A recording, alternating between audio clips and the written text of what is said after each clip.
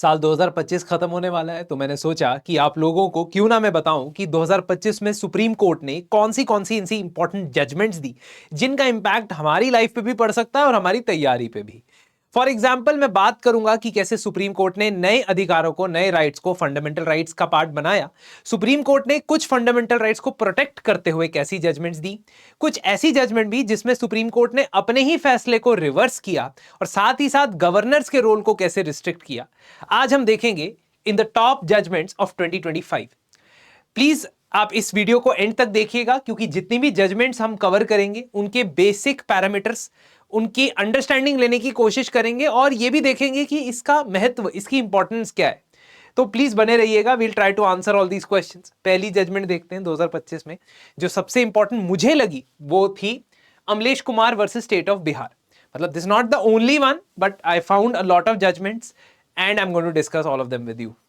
तो Amlesh Kumar versus state of Bihar में मामला यह होता है कि अमलेश कुमार नाम के व्यक्ति के ऊपर यह आरोप लगता है कि उन्होंने अपनी वाइफ को मार दिया है। पहले तो ये लोग मिसिंग कंप्लेंट लिखवाते हैं और उसके बाद ये पता लगता है कि अलेजिडली उन्होंने अपनी वाइफ को अपने रिलेटिव्स के साथ मिलकर, अलेजिडली एक्यूजेशन ये है कि डाउरी के लिए उनको मार दिया था। अब इन लोगों के ऊपर एफआईआर होती है, बहुत सारी धाराएं लगती हैं और अल्टीमेटली बिहार के अंदर जो पटना के एसडीपीओ हैं, यानी पुलिस अफसर हैं, इन्वेस्टिगेटिंग पुलिस अफसर हैं, वो इनका नार्को एनालिसिस टेस्ट करवाने के लिए कहते हैं। Narco analysis test means that there is a particular substance called sodium pentothal or other type of chemical which is administered to the person, and उससे क्या होता है, उससे जो व्यक्ति का इनहिबिशंस होता है, इनहिबिशंस वाले एंजाइम्स होते हैं वो नहीं काम करते हैं। इसका मतलब ये हुआ कि जो पर्सन है वो मैनिपुलेटिव या झूठ नहीं बोलता है, सब कुछ ऑनेस्ट बोलता है, ऐसा माना जाता है। तो ये जो टेस्ट होता है ना, इस टेस्ट को कंडक्ट करने के लिए पुलिस अफसर ने बोला, मीनवाइल जो फैमिली है, जो अक्यूज्ड की फैमिली है, वो हाई कोर्ट में अपील करती है और कहती है कि बेल एप्लीकेशन हमारी जो है वो एक्सेप्ट कर लो। लेकिन हाई कोर्ट कहता है कि रुक जाओ, पहले नार्को एनालिसिस का आउटकम आने दो और उसके बाद ही हम बेल को एक्सेप्ट करेंगे। अब इस मामले में एक फंडामेंटल क्वेश्चन अराइज होता है, and that fundamental question is regarding fundamental rights. अगर आपने फंडामेंटल राइट्स के बारे में पढ़ा है तो आपको यह जानकारी होनी चाहिए कि हमारे संविधान में फंडामेंटल राइट्स में एक आर्टिकल है, आर्टिकल 20। उस आर्टिकल 20 का क्लॉज नंबर 3, इस क्लॉज को कहते हैं no self incrimination clause. No self incrimination clause, इसका मतलब यह होता है कि आप किसी व्यक्ति को किसी क्रिमिनल केस के अंदर फोर्सिबली अपने अगेंस्ट स्टेटमेंट देने या अपने अगेंस्ट विटनेस बनने के लिए फोर्स नहीं कर सकते हो। तो ये जो चीज है नो सेल्फ इंक्रिमिनेशन, ये आपका एक फंडामेंटल राइट है। अब सवाल ये डेवलप होता है कि क्या बिना कंसेंट लिए, यानी कि जो अक्यूज्ड पर्सन है, जिसके अगेंस्ट आरोप है, क्या उसकी कंसेंट के बिना नार्को टेस्ट या और किसी तरीके का इन्वेजिव टेस्ट जैसे कि ब्रेन मैपिंग या लाई डिटेक्टर टेस्ट किया जा सकता है या नहीं? यह सवाल इमर्ज होता है। इस सवाल के लिए सुप्रीम कोर्ट को आंसर करना पड़ता है, और supreme court Patna high court के इस डिसीजन को, जिसमें उन्होंने बेल के लिए वेट करने के लिए कहा था नार्को एनालिसिस के रिजल्ट का, उसको रिजेक्ट करता है। सुप्रीम कोर्ट दोबारा से एक ऐसा प्रिंसिपल एस्टैब्लिश करता है जो शायद वो पहले ही कर चुका था, Selvi versus state of Karnataka में। In the year 2010, it had already given a judgment जिसमें यह कहा गया था कि बिना कंसेंट के ना तो ब्रेन मैपिंग टेस्ट, ना लाई डिटेक्टर टेस्ट और ना ही नार्को एनालिसिस किया जा सकता है किसी भी अक्यूज्ड पे। और यही चीज सुप्रीम कोर्ट दोबारा से कहता है। सुप्रीम कोर्ट कहता है कि ये सेल्फ इंक्रिमिनेशन वाले आर्टिकल के खिलाफ है अगर आप बिना व्यक्ति की कंसेंट के उसका नार्को टेस्ट लेते हैं।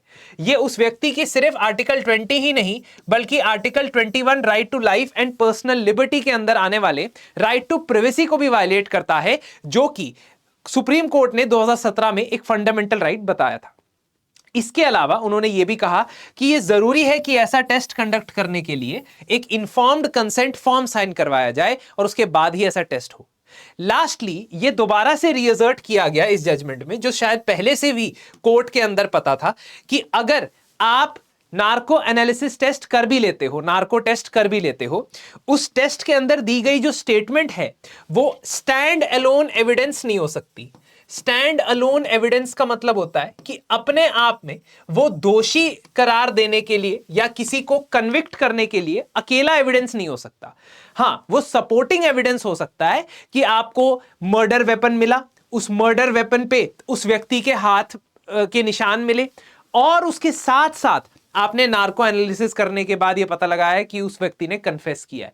सो it has to be a supporting evidence, it can not be a conclusive proof of guilt. ये चीज एस्टैब्लिश की गई। केस का नाम था Amlesh Kumar versus state of Bihar. अब सेकंड केस की तरफ बढ़ते हैं। सेकंड केस की कहानी है रिलेटेड टू ट्राइब्यूनल, लेकिन उससे पहले इंपॉर्टेंट अनाउंसमेंट करना चाहूंगा कि हमारे प्रीलिम्स क्रैश कोर्स यानी प्रीलिम्स 1 का बैच 2 स्टार्ट हो चुका है, और इसके अंदर आप एनरोल कर सकते हैं, जिसमें जीएस, सीसैट और टेस्ट सीरीज तीनों का कंबाइंड मॉड्यूल आपको मिलेगा 2026 प्रीलिम्स के लिए तैयारी के लिए। जरूर इसे कंसिडर करें। अब आते हैं दूसरी जजमेंट पे। दूसरी जजमेंट बड़ी इंपॉर्टेंट है, नवंबर के महीने में आती है। केस का नाम है Madras bar association versus union of India. तो पेन का कलर थोड़ा चेंज करते हैं और देखते हैं कि यह मामला क्या है। दोस्तों, आपने ट्राइब्यूनल्स का नाम तो सुना ही होगा, अगर नहीं सुना है तो थोड़ा बहुत इसके बारे में बता देता हूं। ट्राइब्यूनल्स को क्वाज़ी जुडिशियल बॉडी बोला जाता है। क्वाज़ी जुडिशियल इनको इसलिए बोला जाता है क्योंकि क्वाज़ी का मतलब होता है ऑलमोस्ट, यानी कि ये जुडिशियल तो है लेकिन कंप्लीटली जुडिशियल नहीं है। अगर हम जुडिशियल बॉडीज की बात करें तो भारत में जुडिशियल बॉडीज का इस प्रकार का हिरार्की है, जिसमें सबसे ऊपर सुप्रीम कोर्ट, उससे नीचे स्टेट के हाई कोर्ट और उससे नीचे डिस्ट्रिक्ट और सबऑर्डिनेट कोर्ट आते हैं।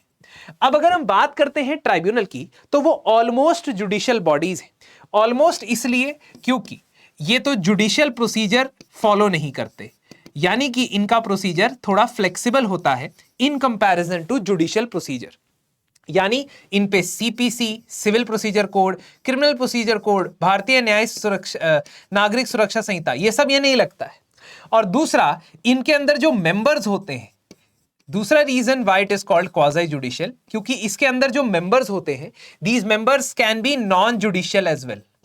नॉन जुडिशियल का मतलब है कि इसमें कोई टेक्निकल एक्सपर्ट हो सकता है, इसमें कोई civil servant, IAS officer, secretary rank का बंदा हो सकता है।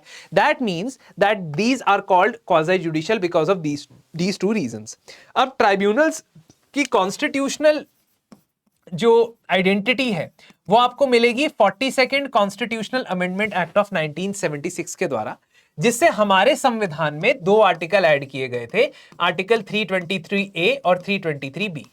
इन 2 आर्टिकल्स के बारे में और सभी इंपॉर्टेंट कॉन्स्टिट्यूशनल अमेंडमेंट्स के बारे में मैंने ना एक वीडियो बनाया है, most important constitutional amendments. Description में उसका लिंक लगा देता हूं, वो देख लेना वीडियो भाई लोग, देख लेना, क्योंकि उससे 1950 के बाद से जितनी भी इंपॉर्टेंट अमेंडमेंट्स हुई हैं, संविधान में बदलाव हुए हैं, वो सारे मैंने एक ही वीडियो में डिस्कस करके बता दिए हैं। वापस आते हैं ट्राइब्यूनल पे। ट्राइब्यूनल की बात करते हैं। ट्राइब्यूनल से रिलेटेड ये मामला, ये इशू क्यों इमर्ज होता है? क्योंकि tribunals are constituted either by the law, है ना, which is made by parliament, और it is made by the state legislature, यानी कि स्टेट की विधानसभा। अब इसके चलते देश में कई सारे ट्राइब्यूनल कई सारे कानूनों के तहत बनाए गए हैं। For example, NGT, National Green Tribunal, has been created under National Green Tribunal Act, है ना। National Company Law Tribunal, NCLT, has been created under Companies Law Act of 2013। इसके अलावा income tax tribunal, appellate tribunal, has been created under IT Act of 1941। तो ऐसे ढेर सारे tribunal Bharat में function करते हैं जो स्पेसिफिक मामलों से जुड़े डिस्प्यूट्स को रिजॉल्व करते हैं। अब ट्राइब्यूनल से रिलेटेड जो लड़ाई झगड़ा है वो कोर्ट्स और एग्जीक्यूटिव यानी कि गवर्नमेंट के बीच में कई सालों से लफड़ा चल रहा है, आप ऐसा मान लो, है ना। तो ये झगड़ा जो चल रहा है इसके रूट्स बहुत सालों पुराने हैं, लेकिन हम इसे ट्रेस करना शुरू करेंगे साल 2010 से। साल 2010 में Union of India versus R Gandhi case, इस केस से शुरू होती है कहानी ट्राइब्यूनल्स के रिलेटेड इश्यूज की। पहला इशू ट्राइब्यूनल्स को लेकर यह है दैट कौन ट्राइब्यूनल का जुडिशियल मेंबर बनना चाहिए। अलग अलग ट्राइब्यूनल्स अलग अलग मिनिस्ट्रीज के अंदर काम करते हैं। जैसे जो आपका नेशनल कंपनी लॉ ट्रिब्यूनल होगा, उसकी नोडल मिनिस्ट्री होगी ministry of corporate affairs. Similarly income tax के लिए फाइनेंस मिनिस्ट्री होगी। तो ऐसे ना नोडल मिनिस्ट्री बनती है। और जनरली क्या होता है, इशू कहां फंसता है या इशू कहां पे इमर्ज होता है, जब आप ट्राइब्यूनल के मेंबर्स की क्वालिफिकेशंस, उन ट्राइब्यूनल के मेंबर का सिलेक्शन का क्राइटेरिया, उन ट्राइब्यूनल के मेंबर की terms of office, salaries, allowances, conditions, इनके बारे में बात करते हो। तो पहला जो इशू इमर्ज होता है वो ये कि ट्राइब्यूनल्स के अंदर जो जुडिशियल मेंबर होंगे उनकी क्वालिफिकेशन क्या होनी चाहिए। सुप्रीम कोर्ट ने 2010 में यह कहा था कि जो क्वालिफिकेशन होनी चाहिए that should be the same जो एक हाई कोर्ट के जज की होती है। That means 10 years as advocate in high court और 10 years एज जज इन एनी सबऑर्डिनेट जुडिशरी। इसका मतलब कि जो हाई कोर्ट के जज के लिए क्वालिफाइड है वही ट्राइब्यूनल का जुडिशियल मेंबर होना चाहिए। इसके अलावा कोई और क्वालिफिकेशन क्राइटेरिया नहीं होना चाहिए। लेकिन सरकार क्या करती है, सरकार काफी समय से ट्राइब्यूनल के लिए क्वालिफिकेशन क्राइटेरिया चेंज करके लेके आने की कोशिश करती है। फॉर एग्जांपल 2020 में ट्राइब्यूनल एक्ट या बेसिकली ट्राइब्यूनल से रिलेटेड जो चेंजेस किए गए थे in the finance act of 2017। तो थोड़ा सा फाइनेंस एक्ट के बारे में भी समझते हैं। आपको पता होगा कि फाइनेंस एक्ट वो एक्ट होता है जिसको मनी बिल की तरह पास किया जाता है। साल 2017 में फाइनेंस एक्ट पास किया गया और उससे बहुत सारे ट्राइब्यूनल्स को मर्ज किया गया या डिसबैंड कर दिया गया, खत्म कर दिया गया, डिसॉल्व कर दिया गया। इसके अलावा यह कहा गया कि जो ट्राइब्यूनल के मेंबर्स की salaries, terms and conditions of office, tenure, ये सब कुछ सेंट्रल गवर्नमेंट डिसाइड करेगी। इसका मतलब गवर्नमेंट मतलब कि एग्जीक्यूटिव एक्शन के द्वारा, गवर्नमेंट के ऑर्डर के द्वारा ये डिसाइड होगा, ना कि पार्लियामेंट के बनाए गए कानून के द्वारा डिसाइड होगा। अब यहां से शुरू होता है केसेस का सिलसिला, जिसमें साल 2019 में केस का नाम है रॉजर मैथ्यू केस। इस रॉजर मैथ्यू केस में सुप्रीम कोर्ट यह कहता है कि आप फाइनेंस एक्ट के थ्रू ट्राइब्यूनल्स में चेंजेस नहीं ला सकते, क्योंकि फाइनेंस एक्ट मनी बिल की तरह पास होता है और उसमें पास की गई चीजें मनी बिल की डेफिनेशन में आनी चाहिए। ट्राइब्यूनल्स को मर्ज करना और उनके मेंबर्स की सैलरी, अलाउंसेस, कंडीशंस को डिसाइड करना मनी बिल की परिभाषा में नहीं आता है। इसीलिए वो इस पर्टिकुलर फाइनेंस एक्ट के इस पोर्शन को अनकंस्टिट्यूशनल डिक्लेयर कर देता है। After declaring this is unconstitutional, government tries to amend that particular finance act और 2020 में अपना जो नया फाइनेंस एक्ट है, नया ट्राइब्यूनल्स के रिलेटेड रूल्स है, उसमें वो कहता है कि 25 साल का एक्सपीरियंस होना चाहिए एक जज का जुडिशियल मेंबर बनने के लिए। लेकिन कोर्ट ने तो कहा था कि भाई साहब कोई जरूरत नहीं है 25 साल के एक्सपीरियंस के लिए, आप 10 साल एक्सपीरियंस जो हाई कोर्ट के जज के लिए क्वालिफिकेशन है उतना ही रखो। लेजिस्लेचर इसे चेंज करने की कोशिश करता है ना, यानी नए रूल्स निकाले जाते हैं और इसको सुप्रीम कोर्ट दोबारा से स्ट्राइक डाउन कर देता है, मतलब दोबारा से इसको कैंसिल कर देता है।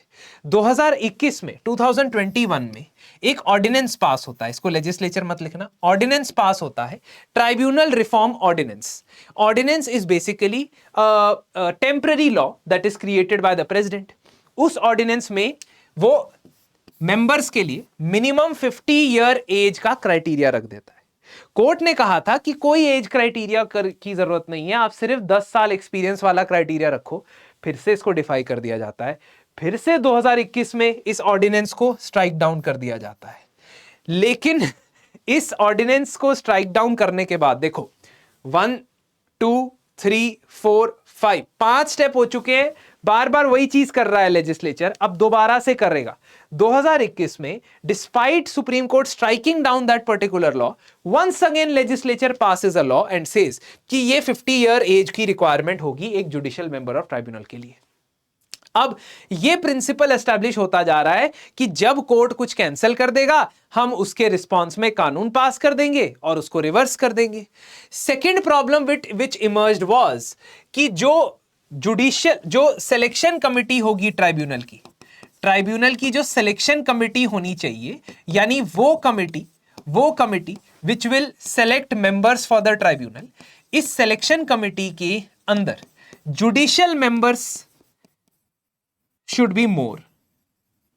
ऐसा कौन कहता है? ऐसा कोर्ट कहता है। लेकिन साल 2021 में ट्राइब्यूनल रिफॉर्म एक्ट जो लाया गया, वही act which replaced the ordinance over here, जो इस ऑर्डिनेंस को रिप्लेस करने के लिए ये एक्ट लाया, उसी एक्ट के अंदर ये बताया गया, ये लिखा गया कि जो selection search cum selection committee है, उसमें सर्च कम सिलेक्शन कमिटी 2 नाम पर पोस्ट बताएगी। ठीक है, for every post it will give 2 names, है ना, ताकि एक पूल ऑफ कैंडिडेट्स आ जाए और उस पूल में से सिलेक्शन हो जाए। सुप्रीम कोर्ट का कहना है कि सिर्फ एक ही नाम आपको देना चाहिए। So this search cum selection committee has been created in the tribunal reform act, but that search cum selection committee has been given powers to give 2 names for each post. मान लो 3 पोस्ट वेकेंट है, तो वो 6 बंदों का नाम दे देगा ताकि गवर्नमेंट उसमें से 3 सेलेक्ट करे। ये उन्होंने कहा है कि गलत है। इसके अलावा टेन्योर की बात इज ऑल्सो अ प्रॉब्लम। सो 2010 से यह मामला भी चलता आ रहा है। जब ट्राइब्यूनल के मेंबर्स का 3 साल का टेन्योर रखा गया, तो सुप्रीम कोर्ट ने कहा कि देखो, अगर कोई ट्राइब्यूनल का मेंबर बनता है, कोई जज है या कोई और मेंबर है, उसे 1 या 1.5 साल तो काम समझने में लग जाता है, क्योंकि ट्राइब्यूनल स्पेसिफिक डोमेन से डील करते हैं, एनवायरमेंट से डील करते हैं, इनकम टैक्स से डील करते हैं, फाइनेंसिस से डील करते हैं। इसी वजह से आपको क्या करना चाहिए? 5 साल का टेन्योर देना चाहिए, लंबा टेन्योर, लंबा कार्यकाल देना चाहिए। सरकार क्या करती है? 2017 में रूल्स लेके आती है, दोबारा से 3 साल का टेन्योर लेती है। 2019 में ये 3 साल का टेन्योर रिजेक्ट हो जाता है कोर्ट के द्वारा। Once again 4 year tenure is introduced. So supreme court क्या करता है? वो 4 ईयर टेन्योर को कहता है कि 4 ईयर टेन्योर नहीं, 5 ईयर टेन्योर होना चाहिए। वही वाला केस है। और लेजिस्लेचर 2021 में पास करता है और कहता है कि दोबारा से हम कह रहे हैं अब जो चेयरमैन है और मेंबर्स हैं उनका 4 ईयर का टेन्योर होगा, 4 साल का टेन्योर होगा। तो इसका मतलब 3 चीजें जो कोर्ट मना कर चुका है, वही चीज लेजिस्लेचर दोबारा करके पास करता जा रहा था। और इसके बाद ट्राइब्यूनल रिफॉर्म्स एक्ट के उन प्रोविजंस को इनवैलिडेट कर दिया गया recently in November by the supreme court once again. ठीक है, वंस अगेन सुप्रीम कोर्ट ने इनवैलिडेट कर दिया वही चीज। क्या चीज? पहली, 2 नेम्स पर वैकेंसी, जो 2 नेम्स पर वैकेंसी दी जाने का प्रावधान था ट्राइब्यूनल रिफॉर्म एक्ट में, उसे स्ट्राइक डाउन कर दिया, ताकि एग्जीक्यूटिव यानी कि जो गवर्नमेंट है वो अपनी मर्जी ना चला सके। सिलेक्शन कमिटी फाइनल नाम दे, क्योंकि सिलेक्शन कमिटी में क्या होता है? सिलेक्शन कमिटी में ना chief justice of India has the casting vote. तो सिलेक्शन कमिटी अगर फाइनल नाम देगी तो जुडिशरी के पास फाइनली ये डिसीजन होगा कि किसे ट्राइब्यूनल का मेंबर बनना चाहिए। सर्विस कंडीशंस को सिविल सर्वेंट्स के साथ जो इक्वेट किया गया था कानून में, उसे भी हटा दिया। So tribunal members will not have the same service conditions as secretaries, they will have different service conditions. ठीक है, इसके अलावा मिनिमम एज का जो क्राइटेरिया रखा था 50 ईयर्स, दोबारा से 50 इयर्स रख दिया था, वो स्ट्राइक डाउन हो गया। 4 साल का जो टेन्योर रखा था ट्राइब्यूनल के मेंबर का, उसे स्ट्राइक डाउन कर दिया गया और दोबारा बोला कि 5 साल का टेन्योर। तो ये चलता चला आ रहा है, लेकिन इस बार उन्होंने एक रेड लाइन ड्रॉ कर दी है। उन्होंने कहा है कि अगली बार अगर आपने दोबारा से कानून पास किया तो हम एक्सेप्ट नहीं करेंगे, हम कंटेम्प्ट लगा देंगे। क्यों? क्योंकि आप बार बार कोर्ट के फैसले को सिर्फ कानून पास करके रिवर्स कर रहे हो। अगर आपने सच में कोर्ट के दी गई हिदायत को रिवर्स करना है तो you should pass a constitutional amendment. और ट्राइब्यूनल से रिलेटेड जो आर्टिकल है ना, उन आर्टिकल्स को चेंज करने की कोशिश करो, शायद तब हम इसे एक्सेप्ट करें। पर सिर्फ और सिर्फ लॉज पास करके, कानून पास करके आप हमारी दी गई जजमेंट को रिवर्स नहीं कर सकते, है ना। मान लो सुप्रीम कोर्ट ने कानून पास कर दिया, सुप्रीम कोर्ट ने जजमेंट दे दिया कि स्पीड लिमिट है वो 80 किलोमीटर पर आवर है हाईवे पे। Let us say this is judgment of Supreme Court. Tomorrow government or parliament passes a law that speed limit is 100 kilometre per hour. तो आप तो क्लियरली डिफाई कर रहे हो ना, रिफ्यूज कर रहे हो जो कोर्ट ने कहा है, वो नहीं किया जा सकता है। That cannot be done. So this is very very important. ठीक है, this is very very important outcome of this particular case, which is called Madras Bar Association versus Union of India. अब तीसरे केस की तरफ बढ़ते हैं। तीसरे case में, पहले केस में तो सेकंड नंबर केस में तो सुप्रीम कोर्ट के इंडिपेंडेंट डिसीजन मेकिंग की बहुत वाहवाही हुई, बहुत तारीफ हुई, लेकिन तीसरे केस में सुप्रीम कोर्ट पे सवाल उठाए जा रहे हैं। सवालों का रीजन यह है कि मई 2025 में सुप्रीम कोर्ट ने एक जजमेंट दिया था और उस जजमेंट में बेसिकली क्रेडाई नाम की एक संस्था है which is real estate developers का एक प्रेशर ग्रुप है, या आप कह सकते हो लॉबी है। इस क्रेडाई नाम की संस्था के अगेंस्ट वनशक्ति नाम के एक कॉरपोरेशन का केस था और इस केस में this case was basically dealing with environmental clearance for infrastructure project, environmental clearance for infrastructure projects. तो इस पर्टिकुलर केस की शुरुआत होती है after environment protection act of 1986। Environment protection act of 1986 के अंदर सेंट्रल गवर्नमेंट को यह पावर दी गई थी कि वो इंफ्रास्ट्रक्चर प्रोजेक्ट्स के लिए परमिट्स करने के लिए या परमिट देने के लिए एनवायरमेंटल क्लियरेंस प्रोवाइड कर सकता है, and you might have to approach the government for getting environmental clearance.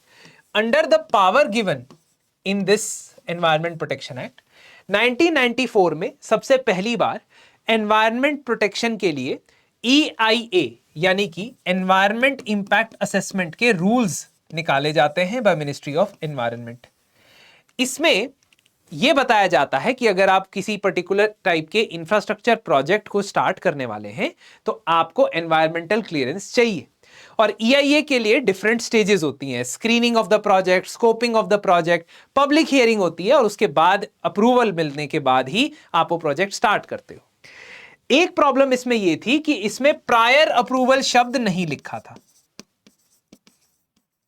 इसमें प्रायर अप्रूवल शब्द नहीं लिखा था। इसका मतलब यह था कि आप जब प्रोजेक्ट स्टार्ट करते हो उससे पहले आपको EIA करवाना है, यह एक्सप्लिसिटली नहीं लिखा था। एक्सप्लिसिटली मतलब शब्दों में नहीं लिखा हुआ था। तो कई बार बहुत सारे इंफ्रास्ट्रक्चर डेवलपर्स और कंपनीज और ठेकेदार और कॉन्ट्रैक्टर प्रोजेक्ट स्टार्ट करने के बाद अप्रूवल के लिए जाते थे। साल 2006 में EIA के रूल्स को चेंज किया गया, मॉडिफाई किया गया और उससे जो है डिवीजन ऑफ लेबर कर लिया। मतलब ये कह दिया कि कुछ कैटेगरी के प्रोजेक्ट्स होंगे, कैटेगरी ए के प्रोजेक्ट्स होंगे जो सेंटर के पास अप्रूवल के लिए जाएंगे, कुछ कैटेगरी के प्रोजेक्ट्स होंगे जो स्टेट्स के पास अप्रूवल के लिए जाएंगे, so on and so fourth. इसके बारे में आप एनवायरनमेंट में ज्यादा पढ़ोगे, लेकिन बेसिकली आपको यह समझना है कि इस पर्टिकुलर सिनेरियो में यह एक्सप्लिसिटली लिख दिया गया कि आपको प्रायर अप्रूवल चाहिए होगा, मतलब प्रोजेक्ट शुरू करने से पहले आपको अप्रूवल चाहिए होगा। ठीक है, अब इन रूल्स के खिलाफ कई कोर्ट्स में कई जगहों पे केसेस लिटिगेशन चलता रहा। खैर, आगे आने वाले कुछ सालों में 2014, 2017 और 2021 ये इंपॉर्टेंट ईयर्स हैं, 2017 एंड 2021। 2017 के अंदर सेंट्रल गवर्नमेंट की तरफ से एक ऑफिस मेमोरेंडम आता है और वो ये कहता है कि कुछ प्रोजेक्ट्स ऐसे हैं जो 2014 से पहले स्टार्ट हुए थे, 2014 से पहले स्टार्ट हुए थे, उन प्रोजेक्ट्स को for a one time basis we are allowing to get post facto approval, post facto environmental clearance. तो कुछ ऐसे प्रोजेक्ट्स हैं, क्योंकि मामला लिटिगेशन में फंसा हुआ था, कोर्ट्स में फंसा हुआ था, तो उन्होंने प्रोजेक्ट स्टार्ट कर दिए थे, लेकिन उन्होंने एनवायरमेंटल क्लियरेंस नहीं लिया था उन प्रोजेक्ट्स का। जिसका मतलब एक विंडो ओपन की गई थी साल 2017 में और कहा गया था कि पोस्ट फैक्टो अप्रूवल ये प्रोजेक्ट ले सकते हैं। मतलब प्रोजेक्ट बन चुका है, प्रोजेक्ट शायद फिनिश भी हो चुका है, ठीक है, लेकिन अब अप्रूवल उनको मिल सकता है, अब अप्रूवल उनको मिल सकता है, जबकि उनको पहले अप्रूवल लेना चाहिए था। अब ये जब विंडो ओपन हो जाती है, बहुत सारे बिल्डर्स, बहुत सारे कॉन्ट्रैक्टर्स कहते हैं कि हमारे प्रोजेक्ट को भी दे दो, अब हमारे प्रोजेक्ट को भी अप्रूवल दे दो। ऐसे करते हुए बहुत सारे केसेस सामने आते हैं। साल 2021 में मामला NGT तक जाता है, नेशनल ग्रीन ट्राइब्यूनल तक। National Green tribunal ministry of environment से एक रिपोर्ट मांगता है, जिसमें वो ये कहता है कि आप हमें रिपोर्ट बता दो कि कितने प्रोजेक्ट्स को पोस्ट फैक्टो अप्रूवल मिला है। अब इनमें से कई ऐसे प्रोजेक्ट भी सामने आते हैं जो साल 2017 के बाद स्टार्ट हुए। ठीक है, जो कट ऑफ थी वो तो इससे पहले की थी, लेकिन इसके बाद के प्रोजेक्ट्स को भी एनवायरमेंटल क्लियरेंस मिला है, ऐसा देखने को मिलता है, जिसकी वजह से मामला सुप्रीम कोर्ट तक पहुंचता है। और मई 2025 में सुप्रीम कोर्ट सारी जितनी भी 2017 के बाद पोस्ट फैक्टो अप्रूवल्स थी उनको खारिज कर देता है, कैंसिल कर देता है, और ये कह देता है कि एनवायरमेंटल लॉ के अंदर पोस्ट फैक्टो अप्रूवल नहीं हो सकता है। बट यहां पे कॉम्प्लिकेशन इमर्ज होती है, क्योंकि कॉन्स्टिट्यूशनली अगर आप आर्टिकल 137 देखोगे तो सुप्रीम कोर्ट के 2 जजेस के बेंच को रिव्यू करने के लिए आप रिव्यू पिटीशन फाइल कर सकते हो। इनफैक्ट कोई भी नंबर ऑफ जजेस का जजमेंट होगा, आप रिव्यू पिटीशन फाइल कर सकते हो। रिव्यू पिटीशन फाइल करने के लिए आप आर्टिकल 137 के अंदर लिखा है कि सुप्रीम कोर्ट अपनी ही जजमेंट को रिव्यू कर सकता है। सुप्रीम कोर्ट अपनी ही जजमेंट को रिव्यू कर सकता है। तो जब सुप्रीम कोर्ट को अपनी जजमेंट को रिव्यू करने के लिए कहा गया, तो सुप्रीम कोर्ट ने नवंबर के महीने में अपनी जजमेंट को रिवर्स कर दिया। तो 3 जजेस का बेंच बैठा और उसने खुद की पुरानी जजमेंट को रिवर्स कर दिया। 2025 की वन शक्ति वर्सेस यूनियन ऑफ इंडिया की जजमेंट को रिवर्स कर दिया।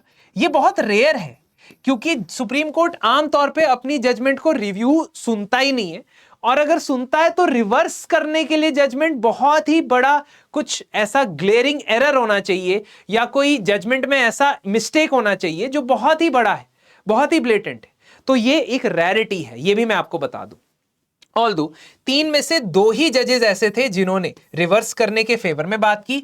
एक जज जस्टिस उज्जवल भुइयां जी, जो ओरिजिनल बेंच के भी हिस्सा थे, इस 2 जजेस बेंच का भी हिस्सा थे, उन्होंने तो डिसेंट किया, मतलब उन्होंने कहा नहीं रिवर्स मत करो। डिसेंट करते हुए रिवर्स करते वक्त इस जजमेंट को, यानी कि पोस्ट फैक्टो अप्रूवल की जो कैंसिलेशन थी उसको रिवर्स कर दिया गया। इसका मतलब कुछ सर्कमस्टांसेस में, कुछ केसेस में, कुछ प्रोजेक्ट्स में पोस्ट फैक्टो अप्रूवल भी अलाउड हो सकती है, ऐसा कोर्ट ने कहा। पोस्ट फैक्टो अप्रूवल का मतलब है कि आपने प्रोजेक्ट स्टार्ट कर दिया है, एग्जीक्यूट कर रहे हो, उसके बाद अप्रूवल ले रहे हो। वो इसीलिए कोर्ट ने ऐसा कहा क्योंकि उसने अपनी पुरानी जजमेंट्स देखी, और पुरानी जजमेंट्स में से कॉमन कॉज केस था, ठीक है, इलेक्ट्रोस्टील केस था, ऐसे बहुत सारे केस थे। आपको केस के नाम नहीं याद करने, आपको यह देखना है कि सुप्रीम कोर्ट ने अपनी पुरानी जजमेंट्स में देखा कि भले ही उसने ये कहा हो कि prior approval is required as per EIA, but final judgment में उन्होंने एक्सेप्शन ग्रांट कर दिया था क्योंकि प्रोजेक्ट बहुत बड़ा ऑलरेडी बन चुका था। ठीक है, तो अगर वो कुछ कॉम्पनसेट कर दे, है ना, एनवायरमेंट डिग्रेड ना हो रहा हो, तो पोस्ट फैक्टो अप्रूवल ले सकते हो, ऐसा कोर्ट ने कहा है। अब इससे एनवायरमेंटलिस्ट बहुत परेशान है, क्योंकि उनको लगता है कि अगर ऐसे ही हम लाइसेंस देते गए, ऐसे ही हम इन चीजों का लाइसेंस देते गए, है ना, पोस्ट फैक्टो अप्रूवल के लिए, तो फिर जो प्रोजेक्ट से पहले की जो प्रिपरेशन प्लान है, जो एनवायरमेंट इंपैक्ट असेसमेंट है, जो सारी स्टेजेस है, वो तो बेकार हो जाएंगी और आपकी प्रोसेस का मजाक बन जाएगा। खैर, इसमें मेंस पे और सवाल पूछे जा सकते हैं कि इस जजमेंट का क्या इंपैक्ट पड़ सकता है। तो अब पहले कोर्ट ये कहता था, या जो डिसेंटिंग व्यू कहता है कि प्रीसीड कंस्ट्रक्शन से पहले क्लियरेंस होना चाहिए, जिसमें article 21 right to life and personal liberty, ये वाला प्रिंसिपल इन्वॉल्व है। लेकिन अभी वाली जजमेंट ने कहा है कि अगर हम रिजिड अप्रोच अपनाएं तो इसका मतलब जो एग्जिस्टिंग प्रोजेक्ट है उनको डिमोलिश करना पड़ेगा। डैम बन चुका है, रिवर बेड्स बन चुके हैं, विंडमिल बन चुके हैं, क्या इन्हें डिमोलिश करना सही होगा? ये ज्यादा हार्म करेगा, ना कि ज्यादा बेनिफिट करेगा।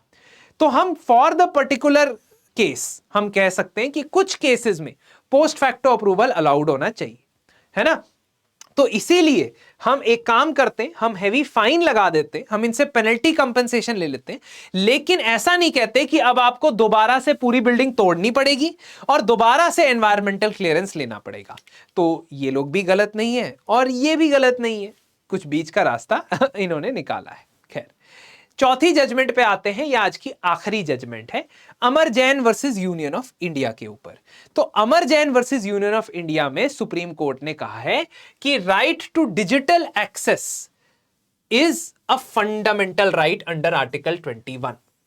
तो हुआ ये कि इस पर्टिकुलर सिनेरियो में एक visually impaired person and person with disabilities के एक्टिविस्ट ने और कुछ लोगों ने ये आरोप लगाया कि जो ऑनलाइन ऑथेंटिकेशन सर्विसेज है फाइनेंशियल इंस्टीट्यूशंस की, जैसे फेशियल रिकॉग्निशन, जैसे कैप्चा कोड है ना, कोड होता है ना जो अच्छे खासे देख बूझने वाले बंदे को भी समझ नहीं आता है, और ओटीपीज, ये सारे वायलेट करते हैं to the principle of disability violate the rights of persons with disability because they are unable to authenticate their financial credentials using these technology उनके लिए फाइनेंशियल इंक्लूजन का बैरियर बन के सामने आया है, और इसीलिए ये एक्सक्लूजन जो है ये कॉन्स्टिट्यूशनल राइट्स को वायलेट करता है, और इस कॉन्स्टिट्यूशनल राइट्स की वायलेशन की वजह से आपको ये बोलना पड़ेगा फाइनेंशियल इंस्टीट्यूशंस को, बैंक्स को,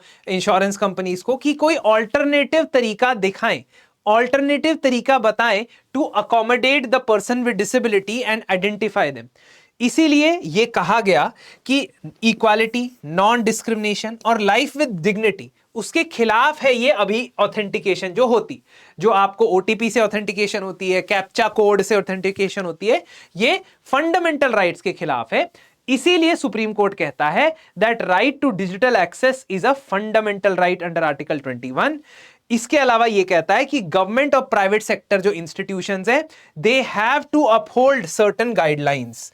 तो उन्होंने एक 20 गाइडलाइंस की लिस्ट दी जिसमें यह कहा गया कि ई केवाईसी के मेथड्स, नो योर कस्टमर वाले जो मेथड्स हैं वो अलग होने चाहिए। जो आप एप्स बनाते हो उन सब में स्क्रीन रीडर होना चाहिए ताकि अगर कोई विजुअली इंपेयर्ड है तो कम से कम सुन के वो ऐप की डिटेल्स पढ़ सके। So on and so fourth guidelines issue की गई, और एक national framework for inclusive design बनाया जाए ताकि एप्स, वेबसाइट, डिजिटल सर्विसेज उन लोगों के लिए भी एक्सेसिबल हो जो पर्सन्स विद डिसेबिलिटीज हैं।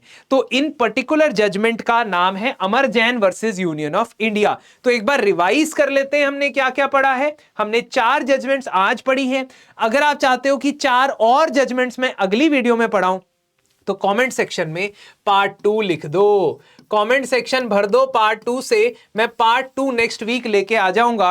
मोस्ट इंपॉर्टेंट जजमेंट्स में Amlesh Kumar versus state of Bihar में हमने ये पढ़ा कि कैसे फोर्सेबल नार्को टेस्ट अब नहीं किया जा सकता है, सुप्रीम कोर्ट का वर्डिक्ट आया। हमने दूसरे केस में, मद्रास बार एसोसिएशन केस में, ट्राइब्यूनल्स को लेकर क्या चीजें सुप्रीम कोर्ट ने इनवैलिडेट कर दी हैं from tribunal reform act of 2021 वो देखा, जहां पे हमने देखा कि 50 इयर्स की minimum age for tribunal membership has been struck down, 4 year का tenure has been struck down, 2 names per vacancy has been struck down, and service conditions should be equivalent to civil servant has been struck down. इसके बाद हमने one शक्ति के review judgement में यह देखा कि मई 2025 में सुप्रीम कोर्ट ने जो खुद का जजमेंट दिया था जिसमें उन्होंने पोस्ट फैक्टो एनवायरमेंटल क्लियरेंस को इनवैलिडेट किया था, उस जजमेंट को रिवर्स कर दिया गया है by reviewing that particular judgment, और यह कहा गया है कि कुछ स्पेसिफिक केसेस में पोस्ट फैक्टो एनवायरमेंटल क्लियरेंस भी लिया जा सकता है। लास्टली